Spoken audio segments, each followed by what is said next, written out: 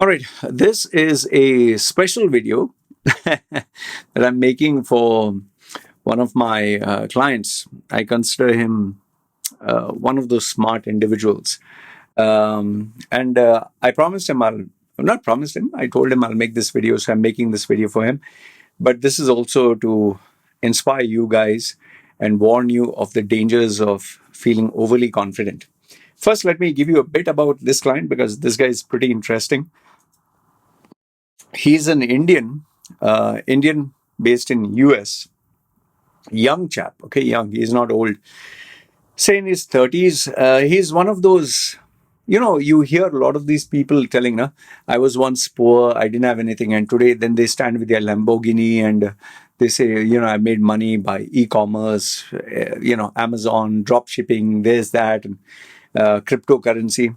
This is an actual guy, an actual real individual who has made money through e-commerce, Amazon, Shopify, crypto, and he's actually a person who was not he was not like poor and on the streets, but from a very middle class conservative Indian family.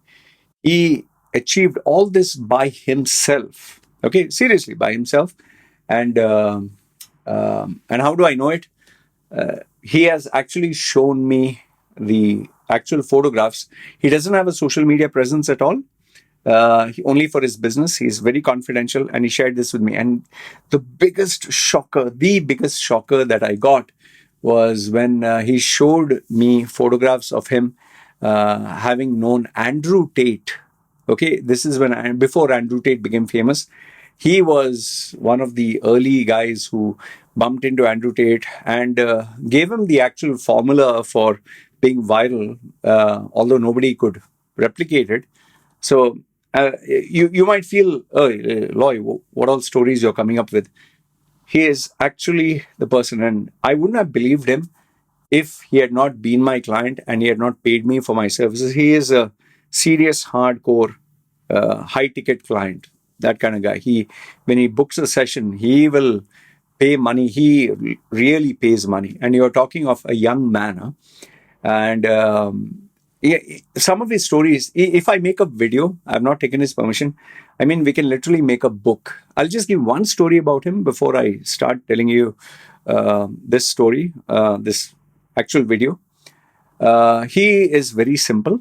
Simple in the sense he dresses up pretty cool, okay, not overly bling. And because of the fact he looks Indian, and because of the fact he looks very simple, he has a very simple, homely, like an innocent face. I consider. I've never told him this. He'll be surprised when he hears that. So he went to a showroom, and I'm sure you know where I'm headed with the story. He went to the showroom, and the guy. It was a very expensive showroom, one of those racing, luxury cars, and I don't know, Lamborghini or Ferrari or whatever in that this thing. I don't know the exact this thing.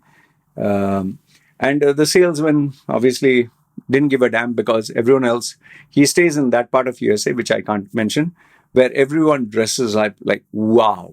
And girls, they will sleep with you like this if you have money. Seriously, I have a couple of clients who are based in that area, so I know what he's saying is true.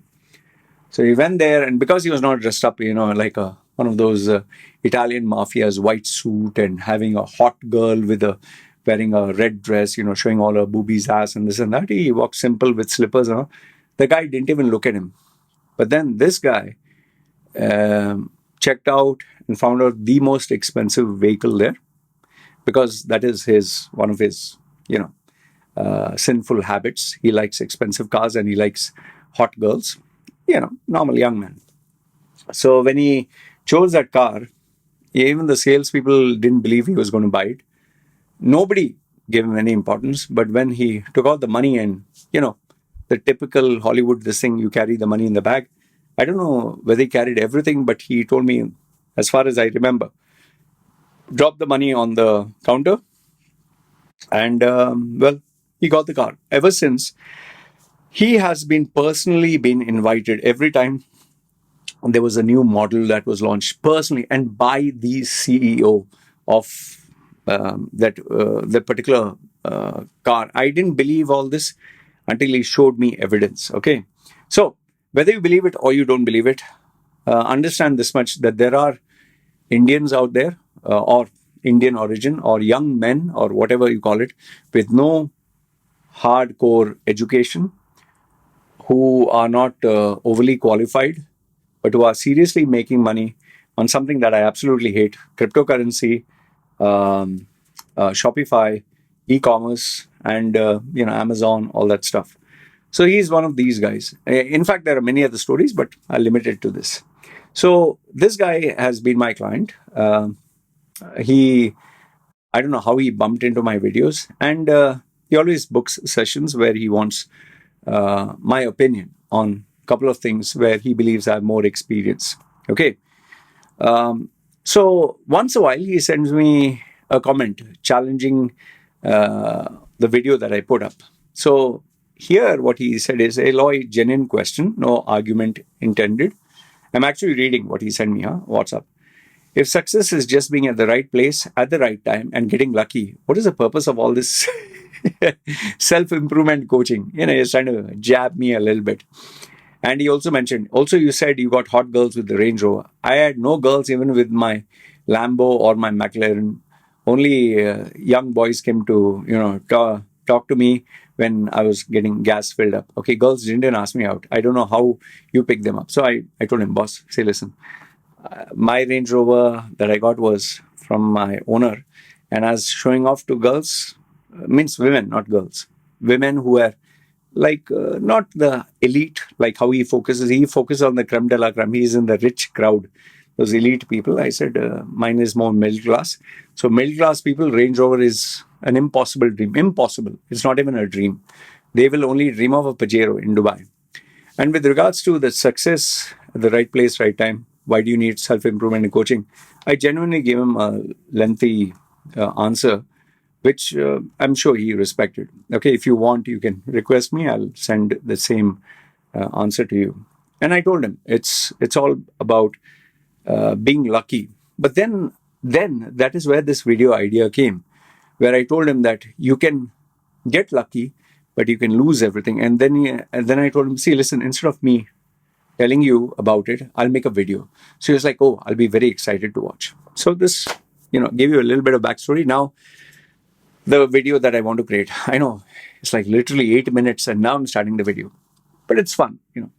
Okay, so now coming to this video, this guy was actually my client.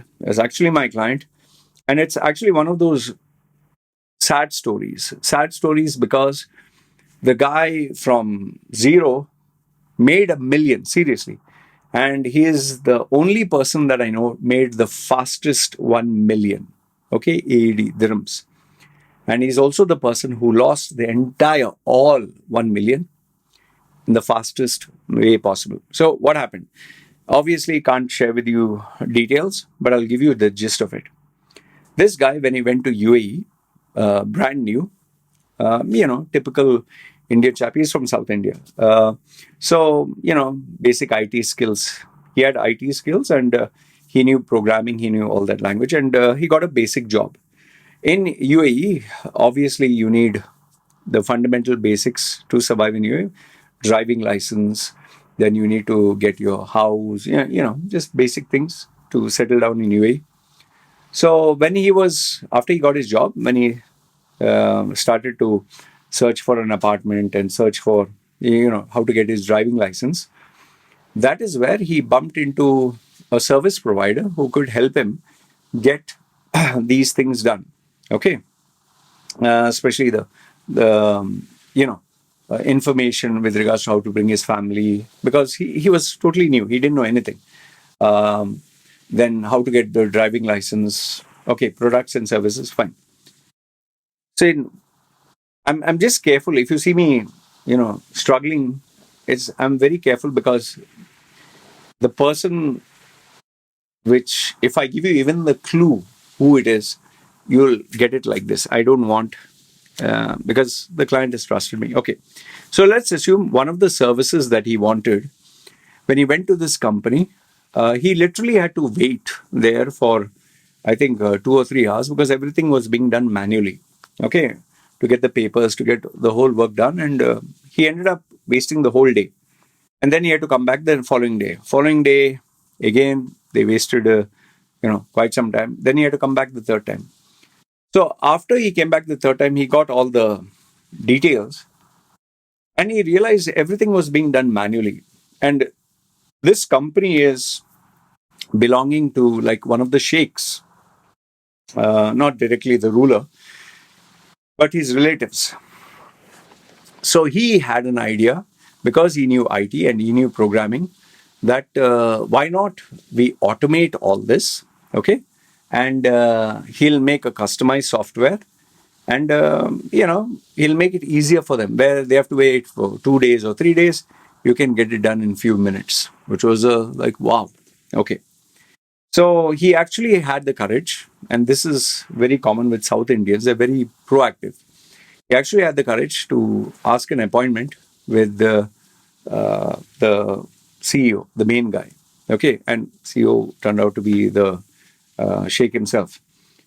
I don't know how he managed to get an appointment with him, because it's nearly impossible. He must have had an excellent pitch. I'm going to, I have a proposal where you can save millions or automate this process, whatever. The owner actually called him in, and the owner was very educated because he had studied abroad, highly proficient in English, like a gentleman. Like you couldn't make out that he was even Emirati, because he spoke so fluently. He had an English accent, like British accent. So when he spoke to him and he gave him this proposal, he was very interested, and he gave him a counter offer. He said, "Okay, if you can do this for me, okay, if you can do this for me, I'll pay you. I'll pay you money for it. You don't have to do it for free. And if you can get it up and running, maybe I have something special for you." So that incentivized him, because money per hour. He never thought. He never thought about all this. And so he started working. It took time. Huh? It took time, I think 6 months or 8 months or whatever. He not only managed to get it up and running, he also trained a team to manage all this, an IT team. And then he actually conducted training where all the employees, whomsoever was involved, they also were upgraded. He did such an amazing job. The Sheikh, which I was shocked when he told me this, he gave him 1 million. Seriously, 1 million dirhams. Okay? And this guy was like, wow, and so happy. And, he never ever imagined he would get 1 million. All right. And then what happened was the Sheikh actually offered him, why don't you join me? I'll make sure you're taken care of. And this guy, once again, he refused. He said, no, let me think about it. He didn't say no, sorry. I'll think about it and get back to you. So now with this newfound wealth, he decided to start his own company, because he was new in UAE, he decided to open up in a free zone. Okay, he didn't want any local to be his sponsor, nothing. He didn't want any partner. And he created this company, again, IT and software. And lo and behold, he went to the same sheikh and introduced himself and told him, hey, I can offer you services. Okay, fine. Everything was going good, and his company was actually growing. And lo and behold, because of the services he was employing, I think the sheikh he really liked the guy or whatever. He offered him to buy his company off. Okay? Remember, guy got lucky once, 1 million. And now he's getting lucky again with the sheikh offering, because, maybe the sheikh saw potential and he said, I'll buy off the company. But you have to make sure that, the same handover, you teach them how to run the software, make money, everything else. It has to be done proper handover. And there were some other variables where he had to not only, what do you call that, ensure the handover was done, but also, stay back and ensure after the sale is done, 6 months, he's still there to make sure everything is perfect. So he gave him the word that he would do it. Because see, end of the day, even if you like a guy, you have to know, business is not friendship. The guy sold the company, which, let's say, for example, He started it up for 1 million. He sold it for 4 or 5 times more the money, full ownership given. And for 1 million, now the guy got around 4 million plus. Okay. All in a span of just a few years. Just imagine this. Hardly few months, 1 million. Another few years, and now he has like 4 million. Now, let's. I don't remember the exact figure. I'm being honest with you. What I don't remember, don't. Imagine 5 million dirhams in your bank account. 5 million. You came to Dubai with a salary of $1,000 or $1,500, and now you have million, 1.5 million, 2 million in the bank. Example. What would a normal person do? A normal person would, keep it and maybe run a small business or something like that. And this is where he got in touch with me. Once he got that money, he got in touch with me to take my personal branding services, and he wanted to take advice on a couple of things about Dubai, marriage. He saw my videos. Okay, fine. And he did tell me that it's not, UAE is not bad. UAE is a land of dreams. You're wrong about some things about UAE. He also told me that he used to see my videos where I has to caution people of Dubai. He said, no, Dubai is a very good place. I told him, see, the reason you feel Dubai is amazing is because you have had good experiences. There is good and bad. Once you go through the bad, you'll have a balanced one. But he was very respectful. And he was humble enough to ask me, what would you suggest I do? I told him, yes, high risk. If you take big risk, big reward. But if you take big risk and it's a wrong calculation, you lose everything. I told him, play safe. Just take maybe 10 or 20% of that amount and try to manage with it. Rest, just get interest. I think he didn't like my advice on that because he got in touch with me later, but I'll tell you what happened. He didn't get in touch with me after that. I was kind of disappointed at that time because I wanted the client to sign up for a year or more than that. One of the $10,000, $25,000 coaching program. There's 10, 25, 50. I wanted him to sign up for one of the big ones. But unfortunately, I think because he didn't like what I had to say, he decided not to go ahead with the, $10,000, $25,000, $50,000 coaching. Okay. So finish. I think after a period of, not too sure again, the exact dates, 2 years or 3 years, he got in touch with me again. Hey, Loy, how are you doing? And this and that. I really didn't remember anything about it because, I have clients on.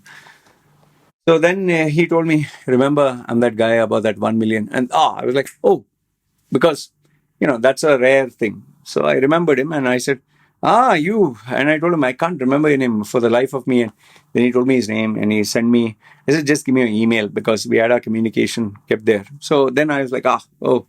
So I said, how's the big boy doing? How is the big man doing? Yeah, and this is where he gave me a shock of my life. And he told me that he wanted a job. So I was like, what kind of job? I was curious. And he said, anything that can help me just get a job to survive. And for a minute, I was like, wait. You're the same guy, right? Who got his millions and all that in the bank and you wanted to open a company. He said, yeah. What do you want a job? He said, and he gave me the sentence that shocked me. And he told me, I lost everything. Seriously, I'll tell you, there are very rare moments in my life where a person can shock me. And when he told me he lost it, I was like, are you fucking joking? Like, are you kidding me? Like, is it like an April 1st or how the fuck can you lose millions, man? What the fuck did you do? And, long story short, I can't be specific. He didn't spend it on girls. He didn't spend it on drugs. He didn't gamble. He didn't get into any wild thing. What did he do? Because